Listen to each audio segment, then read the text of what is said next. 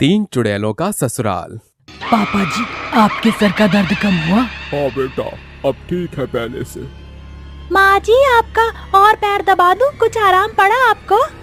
जब से तुम तीनों मुझे मिली हो तो आराम ही आराम है और दिल में सुकून है। माँ, आप दोनों को कुछ नहीं होगा। ये लीजिए, अदरक वाली चाय पीजिए, किसी काढ़े से कम नहीं है। आप दोनों को आराम मिलेगा। लो माँ जी, आ गई मेरी बहन चांदनी गर्मा गर्म चाय लेकर। अब इसे पी लीजिए। जरूर जरूर, मेरी बहू ने दी है, पीऊंगी तो जरूर ही। ये लीजिए माँ जी, पापा जी। ओए चांदनी की बच्ची, मैं भी तेरी बहन हूँ। हम दोनों की चाय कहाँ है? तुम दोनों की चाय अभी मैं बनाऊंगी। ये तो सिर्फ माँ जी और पापा जी के लिए स्पेशल बनाई थी। देखा माँ जी, आपकी ये बहू आपको कितना प्यार कर रही है।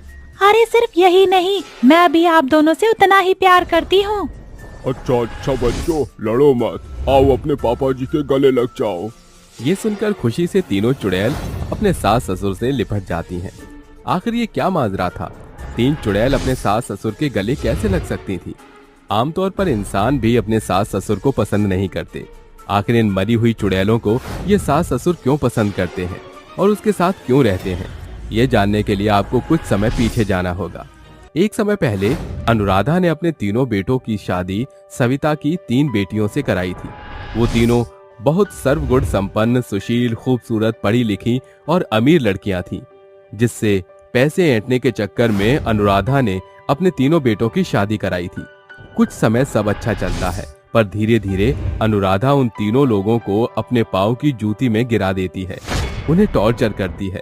ऐसे ही एक शाम, अरे तीनों की तीनों बहनें कहाँ मर गई? मेरा सर फट रहा है, मेरी बनारसी साड़ी भी नहीं हुई और मेरा कमरा इतना गंदा पड़ा है। कौन करेगा ये सब? अरे माँ जी, बस अभी जा ही रहे थे, रसोई में खाना बना रहे थे।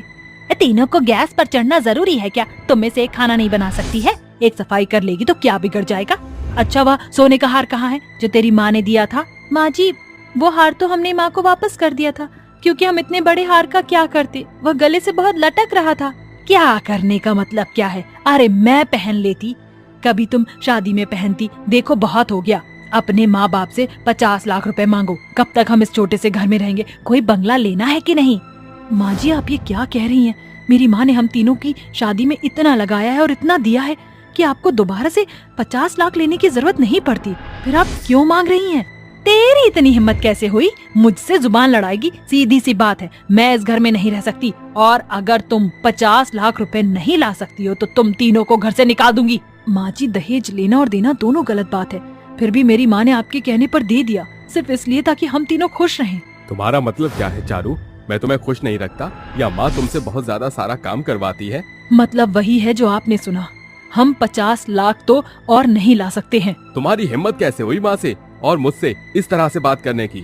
जीजा जी, आप दीदी से कैसे बात कर रहे हैं? आप तो खुद पढ़े लिखे हैं, फिर गवार वाली बातें क्यों कर रहे हैं? तुम्हारा पति नहीं है ना यहाँ पर, इसलिए इतना बन रही हो, वरना वो तुम्हारी अभी खाल उधेड़ देता। कल तुम तीनों बहनों ने मिलकर यहाँ 50 लाख रुपए टेबल पर नहीं रखे तो तुम तीनों इस घर से विदा हो जाओगी। देख ले कैसे जुबान चल रही है, एक को देखकर दूसरे की। अगले दिन तीनों बहनों में से कोई भी उन्हें फूटी कौड़ी नहीं देता है। ये देखकर तीनों बेटे और सास अनुराधा भड़क जाती है, जिससे वो कहते हैं, आखिर तुम तीनों में से किसी ने भी यहाँ पैसे नहीं रखे ना? अब तुम्हें बताना पड़ेगा, बड़े बाप की बिगड़ी हुई लड़कियों। बेटा, मैं तेरी और शादी करा दूंगी। इनसे काफी दहेज बटोर लिया, फिलहाल तो इन्हें जला कर मार डाल। ठीक है माँ, अब इनका हम करेंगे स्वाहा। मयंक जी, आप क्या कह रहे हैं? आप जानते भी हैं अपनी पत्नी को मारने की कह रहे हैं आप? हाँ, अच्छे से जानता हूँ। मैंने जो बोला है वो तो करना ही पड़ेगा ना। तभी तीनों भाई तीनों को रसोई में घसीट कर ले जाकर उन पर मिट्टी का तेल छिड़क देते हैं और सास जलती हुई लकड़ी लेकर कहती है, मेरी प्यारी त्रिदेव बहुओं, मेरा सफर तुम्हारे साथ बस यहीं तक था, अब तुम्हें यहाँ से जाना होगा। माँ जी, आप बहुत गलत कर रही हैं, इसका भुगतान आपको करना होगा। जा जा, आई बड़ा भुगतान करने वाली। ये बोलते ही अनुराधा जली लकड़ी को तीनों पर फेंक देती है, जिससे तीनों चीखते चिल्लाते हुए जलकर मर जाती हैं। अकाल मृत्यु होने के कारण उन तीनों बहनों की आत्मा यूं ही भटकती रहती है। वो तीनों बहनें उनसे अपना बदला लेने जाती भी हैं, तो एक ट्रक वाला उन चारों को मार डालता है। देखा, हमारा बदला लेने से पहले ही भगवान ने हमारे साथ इंसाफ कर दिया और ये लोग इस हादसे में ही मर गए। हाँ बहन, पर अब हमारा क्या होगा? 5 दिन बीत जाते हैं। तीनों बहनें सड़क पर देखती हैं कि एक बहू बेटे अपनी माँ बाप यशोदा और गोपाला को घर से धक्का मारकर निकाल देते हैं और उनका सामान भी फेंक देते हैं। अरे बेटा, हमारे साथ ऐसा मत करो। हम एक कोने में चुपचाप रह लेंगे, पर हमें घर से बेघर मत करो। हाँ बेटा, हम इस उम्र में कहाँ भटकेंगे। कहीं भी जाइए, हमें आपसे कोई मतलब नहीं। हमें अपनी चैन की जिंदगी जीने दीजिए। धक्का मारकर उनकी बहू वहाँ से चली जाती है। तभी तीनों चुड़ैलें उन दोनों वृद्धों को संभाल लेती हैं। शुक्रिया बेटा, तुमने मुझे बचा लिया। चुड़ैल। अरे माँ जी, डरिए मत, हम बुरी चुड़ैलें नहीं हैं। हाँ, आपकी उन बहू बेटों ने ठुकरा दिया तो क्या हुआ? आप हमारे साथ हमारे घर चलिए। हाँ माँ जी, पापा जी, क्या हम आपको अपने पापा जी कह सकते हैं? हमारे पापा नहीं थे ना? हाँ, पर तुम हमारी मदद क्यों करना चाहते हो? क्योंकि पापा जी, माँ जी, हमारा इस दुनिया में कोई नहीं है। चलिए अब। ये कहते ही तीनों चुड़ैल उन दोनों दंपत्ति को घर से ले जाती हैं और अपने हाथों से उन दोनों के पैर धोती हैं। तो एक उनका सामान सजाती है, तीसरी खाना लाकर कहती है, माँ जी, पापा जी, आपने कुछ खाया नहीं होगा बहुत देर से, इसलिए ये लीजिए, खाना खा लीजिए। शुक्रिया बच्चों, काश तुम्हारे जैसी सर्वगुणी संपन्न बहू मुझे भी मिलती, पर हम दोनों बूढ़े दंपत्ति की ऐसी किस्मत कहाँ। अरे माँ जी, आप ऐसा मत कहिए। हम तीनों ने तो आपको अपना सास ससुर या माता पिता के रूप में अपना लिया है। शायद आपकी सेवा करके ही हमारा भला हो जाए। तुम बहुत अच्छी बहू हो मेरी। ऐसे ही वक्त बीतता है। तीनों चुड़ैलें उनका बहुत प्यार से ख्याल रखती हैं, हर वक्त उनकी सेवा करती रहती हैं। एक दिन चारू, पुष्पा, चुड़ैल उनका सिर और पैर दबा रही थी। तभी चांदनी उन्हें चाय बनाकर पिलाती है, जिसकी वो तारीफ करते हैं। अरे वाह बहू, बहुत अच्छी चाय बनाई है। हाँ बहू, तुम बच्चियाँ बहुत प्यारी हो, पर तुम्हारे साथ ऐसा किसने किया? हाँ बच्चों, तुम्हें किसने मारा? हमारी किस्मत बुरी थी जो हमने उन तीनों से शादी कर ली। ये कहते ही पुष्पा चुड़ैल अपनी बीती सारी बातें बता देती है, जिसे सुनकर दोनों बूढ़े दंपत्ति रोने लगते हैं। अरे आप रोने क्यों लग गए? कुछ गलत कहा? अरे नहीं, मेरी बच्चियों ने इतना सहा। भगवान ने उन चारों को उनकी सही सजा दी। उन्होंने इसलिए तुम्हें हमारे पास भेज दिया। हम तुम्हें पाकर धन्य हैं। तो अब से तुम तीनों का यही ससुराल है और मायका भी। आ जाओ बच्चियों, मेरे गले लग जाओ। तभी तीनों चुड़ैलें उसके गले लग जाती हैं और सब खुशी खुशी रहने लगते हैं। सुबह के 7 बजे थे और अंजलि अभी तक सो रही थी। तभी उसकी चुड़ैल माँ नंदिनी उसे उठाते हुए कहती है, अरे बेटा उठ जा, 7 बज गए, स्कूल का वक्त हो गया है। अरे माँ, बहुत नींद आ रही है मुझे, आज मैं स्कूल नहीं जाऊंगी, सोने दो। तभी चॉकलेट मिल्क बनाकर दूसरी चुड़ैल देवरानी कविता आती है। अरे दीदी, ये ऐसे नहीं उठेगी। अंजलि बेटा, देख मैं तेरे लिए चॉकलेट लाई हूँ, कौन पिएगा इसे? माँ मैं पीऊंगी, लाओ दो। पीऊंगी कि बच्ची, पहले आंखें तो खोल ले अपनी, सब बेड पर चाहिए। अरे माँ मैं जग तो गई। तभी अंजलि चॉकलेट मिल्क पीकर नहाकर स्कूल के लिए रेडी होकर डाइनिंग टेबल पर आती है। तभी चुड़ैल सारा कहती है, ओहो अंजलि बेटा, ये क्या है? तुमने अभी तक अपने बाल नहीं बनाए? अरे माँ, मुझसे हुआ ही नहीं। 12 साल की हो गई हो, लेकिन अभी तक तुम्हें कुछ नहीं आता। थोड़ी तो जिम्मेदार बनो, हम ना रहे तो। ये सुनते ही अंजलि की आंखों से आंसू आने लगता है। तभी प्रेमा आकर उसके आंसू पोंछती है। ये लो खाना खाओ। माँ, अभी तो आप मेरे पास पहले की तरह नहीं हो ना। हाँ बेटा, पर तू अकेली भी तो नहीं है। तुझसे दूर हो सकते हम पांचों एक बार को, पर तेरे प्यार के बंधन से कैसे दूर हो सकते हैं? हाँ माँ। इस लड़की ने तो सुबह सुबह हम पांचों को ही रुला दिया। चल अब मैं जल्दी से तेरी चोटी बना दूं। ये कहते ही चौथे नंबर की चुड़ैल उसकी चोटी बना देती है। तभी प्रमिला आकर कहती है, अरे अंजलि बिटिया, आज तो तू खुद ही सुबह तैयार हो गई लगता है। चल आ जा, तुझे स्कूल छोड़ने चलूं। नहीं दादी, मैं खुद ही चली जाऊंगी। अरे बेटा, तू अकेले कैसे जाएगी? रोज मैं ही छोड़ती हूँ ना, आ जा। ये कहते ही प्रमिला एक कदम और चलती है कि उसके घुटने का दर्द बढ़ जाता है। तभी अंजलि कहती है, देखा दादी, मैंने आपको मना किया था ना, फिर भी आप मानती नहीं है। हो गया ना घुटनों में दर्द? ठीक है, मुझे तो लगता है अब तू मेरी दादी बन गई है। अब ज्यादा हंसिए मत, मुझे पता है आपको दर्द हो रहा है, फिर भी हंसने की एक्टिंग कर रही हो आप। ये कहकर अंजलि प्रमिला को कमरे में लिटा देती है और वंशिका चुड़ैल उसे स्कूल छोड़कर आती है। वहीं नंदिनी अपनी सोती हुई सास प्रमिला के पैरों की मालिश कर देती है।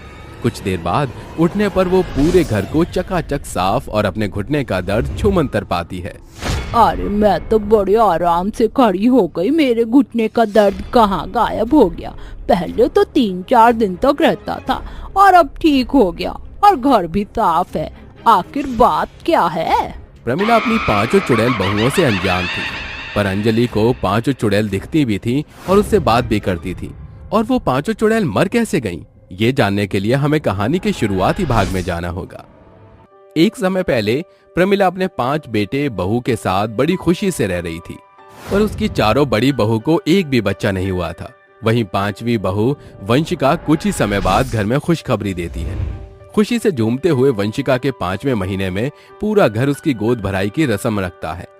तभी वंशिका के सज धज के आते ही उसकी सास उसकी नजर उतारते हुए कहती है, तू आखिर मेरे घर में खुशियों की किलकारी गूंजी उठी। कब से कान तरस रहे थे मेरे। ये तो आपने सही कहा माँ जी।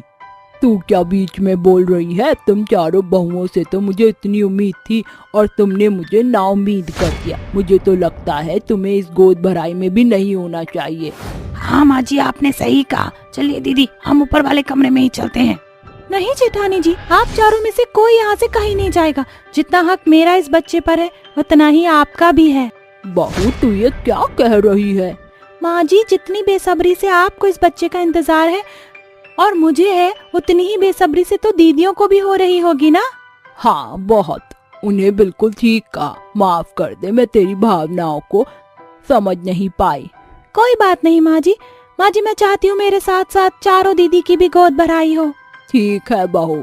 चारों बहुओं की आंखों में आंसू आ जाते हैं। फिर सास 5 बहुओं की गोद भराई करती है। नाच गाना होता है, जश्न मनाते हैं, सब बहुओं को आशीर्वाद भी देते हैं। 4 महीने बाद वंशिका एक प्यारी सी बेटी अंजलि को जन्म देती है, जिसके बाद घर में कभी वो अपनी दादी की गोद में रहती तो कभी अपनी 5 माओं की गोद में। अंजलि को इतना लाड़ प्यार मिलता है कि शायद ही किसी बच्चे को घर में इतना प्यार मिले। 5 माँ उसके पीछे पीछे भागा करती थी, कभी उसे खाना खिलाने के लिए, तो कभी चोटी करने के लिए, तो कभी दवाई के लिए। अंजलि अब 8 साल की हो गई थी। ऐसे ही शाम को अंजलि को बुखार था तो वंशिका कहती है, बेटा तुझे तो बुखार हो रहा है, तो ख्याल क्यों नहीं रखती है अपना? आप 5 हो ना, तो मेरी क्या जरूरत है? अच्छा, अभी नंदिनी दीदी को बुलाती हूँ, तुझे ऐसा काढ़ा पिलाएंगी कि फिर कभी बुखार नहीं आएगा। नहीं माँ, नंदिनी माँ को नहीं। अच्छा तो फिर मुझसे दवाई खाओ ये वाली अभी। नहीं माँ। ठीक है वंशिका, मैं दीदी को ही बुला लेती हूँ। अच्छा माँ पिला दो। आप 5 माँ बहुत अच्छी हो, इतना ख्याल रखती हो आप मेरा। क्योंकि हम सबकी जान तुम में बसती है। इस तरह उसकी 5 माँ उसका बहुत ख्याल रखती थी। वक्त बीतता है, दिवाली का त्योहार का आसपास बहुत बम पटाखे चल रहे थे। सारा भी बहुत सारे पटाखे लेकर आई थी। दिवाली पूजन के बाद प्रमिला कहती है, बहू ला मिठाई दे दे, मैं सबको बांट कर आती हूँ। आज अंजलि तू चल मेरे साथ। नहीं दादी, मैं सारा माँ के साथ पटाखे जलाऊंगी। ये लीजिए माँ जी। तभी प्रमिला मिठाई लेकर चली जाती है। चारों बहू अंदर खाना बना रही थी और वहीं एक रॉकेट बम उड़ता हुआ उनके घर में आता है, जो अंदर के सारे पटाखों में आग लगा देता है और धीरे धीरे अंदर से घर जलने लगता है। दूसरी ओर सारा वंशिका के साथ पटाखे जला रही थी। ये देखो अनार कैसे जल रहा है। माँ अब मैं भी जलाऊंगी दूसरा, अभी अंदर से पानी पीकर आती हूँ। वंशिका पानी पीने जाती है कि आग को देखकर वो डर जाती है, क्योंकि वो आग की लपेटों में आ चुकी थी। ये क्या, अंदर घर में आग लग गई है, मुझे बचाना होगा अंजलि को। सारा उन चारों को बचाने की कोशिश करती है, पर वो कहती है, सारा तुम पहले अंजलि को बचाओ, उसे कुछ नहीं होना चाहिए। हाँ दीदी उसे बचाओ। ठीक है दीदी। माँ बचाओ मुझे, कहीं मैं जल ना जाऊं। ये कहते ही सारा अपनी बच्ची को एक कंबल में लपेटकर बचाकर बाहर छोड़ती है। तभी वो अपनी सास के हाथों में अंजलि को छोड़कर चली जाती है। वो अपनी चारों जेठानियों को बचाने के लिए जाती है। इतने में वहां सिलेंडर फट जाता है, जिससे 5 वहीं मर जाती हैं। अंजलि को अपनी 5 माँ का बहुत गम होता है। तभी प्रमिला ही उसका पालन पोषण करती है, मगर अंजलि के बहुत याद करने पर उसकी 5 माँ उसके पास चुड़ैल के रूप में वापस आती हैं और उसका ख्याल रखती हैं। पर यह बात प्रतिमा नहीं जानती थी और वो उसको स्कूल के लिए उठाती है और तैयार करके भेज देती है और नंदिनी उसके पैरों की मालिश कर देती है। तभी एक दिन अंजलि अपनी चुड़ैल माओ से कमरे में हंस हंस कर बातें कर रही होती है। माँ बस भी करो, बहुत गुदगुदी हो रही है। नहीं, हम सब मिलकर अभी तो मैं और गुदगुदी करेंगे, क्यों है ना कविता, प्रेमा, वंशिका, सारा? हाँ दीदी। तभी कमरे में प्रमिला आकर कहती है, अंजलि बेटा, तू किससे इतनी जोर जोर से हंसकर बात कर रही है? वो किसी से नहीं दादी, कोई भी तो नहीं है। झूठ मत बोल बेटा, मैं जानती हूँ कि यहाँ तेरी 5 माँ हैं, पर मैं उन्हें देख नहीं पा रही हूँ, पर वो तुझे और मुझे देख पा रही हैं और सुन पा रही है ना। अब उनसे कह दे कि सामने आ जाए, वरना मुझे गुस्सा आ जाएगा। तभी उसकी 5 बहुएं उसके सामने आ जाती हैं। तुम 5 को क्या लगा था, मुझे कुछ पता नहीं चले कि एक मेरी मालिश कर रही है, घर के सारे काम अपने आप हो रहे हैं, अंजलि स्कूल अकेले जा रही है। इतना तो मैं भी जानती हूँ कि अंजलि इतना खुद से कुछ नहीं कर सकती। माफ कर दीजिए माँ जी, मुझे लगा आप परेशान हो जाएंगी, इसलिए हमने आपको बताया नहीं। हाँ माँ जी। पर तुम 5 का मैंने अंतिम संस्कार कर दिया था, फिर कैसे वापस आई? माँ जी, हमारी इकलौती बेटी का मुंह हम 5 चुड़ैलों को उसके करीब ले आया। इसके बाद भी अंजलि अपनी 5 चुड़ैल माँ के साथ रहती थी। घूंघट वाली चुड़ैल। घूंघट वाली एक चुड़ैल ने गला पकड़ा हुआ है, दूसरे घूंघट वाली ने बाल पकड़े हुए हैं और तीसरी डंडे से मार रही है। बोल, खत्म कर दूं तुझे? तू पहले से ही माचिस की तिल्ली है, और क्या खत्म करूं? अरे भगवान के लिए छोड़ दो हमें, हमने तुम्हारा क्या बिगाड़ा है? हम तुम्हें नहीं छोड़ सकते। वैसे तुम्हारे बालों में दर्द तो नहीं हो रहा है ना? बहुत सॉफ्ट सिल्की बाल है। वो क्या है ना, मैं अपने बालों में गोबर भी लगाता हूँ, इसलिए मेरे बाल बहुत सॉफ्ट है। हाय हाय, चीची, ये कैसे बाल को मैंने पकड़ लिया? गांव के लोग भी ना गोबर और गोमूत्र को छोड़ते नहीं है। एक आवाज नहीं निकल रही, क्या बात है? इतने डंडे मारे हैं फिर भी? मुझे तुम्हारे डंडों से कोई फर्क नहीं पड़ता, मुझे छोड़ दो वरना मैं तुम्हें मारूंगा। तू हमें मारेगा? तू, तेरी इतनी हिम्मत नहीं है कि तू घूंघट वाली चुड़ैलों को हाथ भी लगा दे? हाँ, मुझ में नहीं है दम, तुझ में है, तो अपना घूंघट हटा दे। जबान तो बहुत चल रही है तेरी, पहले तुझे ही ठिकाने लगाना पड़ेगा। बता झुमकी और मीठी, कर दूं ना मैं इसको गायब? मैं तो कहती हूँ इन तीनों को एक साथ ही गायब कर देते हैं। सही है। ये कहते ही तीनों चुड़ैल उन तीनों आदमियों को एक गुफा में जाकर अंधेरे में बंद कर देती हैं। आखिर घूंघट वाली चुड़ैल कौन थी और उन्होंने इन तीनों आदमियों के साथ ऐसा क्यों किया, ये जानने के लिए कहानी में कुछ समय पीछे चलते हैं। प्रीतमपुर गांव में रात में अचानक से भयंकर तूफान और तेज बरसात होने लगती है। उसी बीच 3 औरतें हाथों में पोटली लिए आकर कहती हैं, अरे कोई भला मानस हो तो हमारी मदद कर दो, हम यहाँ बरसात में भीग रहे हैं। हाँ हाँ भाई साहब, बहन जी, कोई तो हमारी मदद कर दो, बहुत भयंकर तूफान आ रहा है। तुम लोग रुको, मैं किसी से मदद मांग कर आती हूँ। तभी मीठे एक पास की झोपड़ी में दस्तक देकर मदद मांगती है। बहन जी, हमारी मदद करो, हम दूसरे गांव से आए हैं, हमारा यहाँ कोई नहीं है, हमें रहने के लिए जगह दे दीजिए। बस आज रात की बात है, बहुत ज्यादा बारिश हो रही है। अच्छा ठीक है, आ जाओ अंदर। सुनिए, मेरी 2 बहनें और बाहर खड़ी हैं, मैं उन्हें भी ले आऊं? हाँ हाँ बिल्कुल ले आओ। तभी लता उन तीनों को आसरा दे देती है। बाहर तूफान की और गर्जना बढ़ती है और लता उन्हें खाना देते हुए कहती है, अगर आप तीनों को और खाना चाहिए हो तो बता देना। अरे नहीं नहीं, आपने इतनी मदद कर दी, हमारे लिए तो वही बहुत है, वरना आजकल के समय में कोई भी किसी को अपने घर में कहाँ रखता है। कहता आप सही नहीं है, लेकिन मदद करना भी तो जरूरी है ना। हाँ बिल्कुल, ऐसा करना, आप तीनों यहीं सो जाना, और बड़ा घर तो है नहीं। जी कोई बात नहीं, हम तीनों बहनों के लिए बहुत है।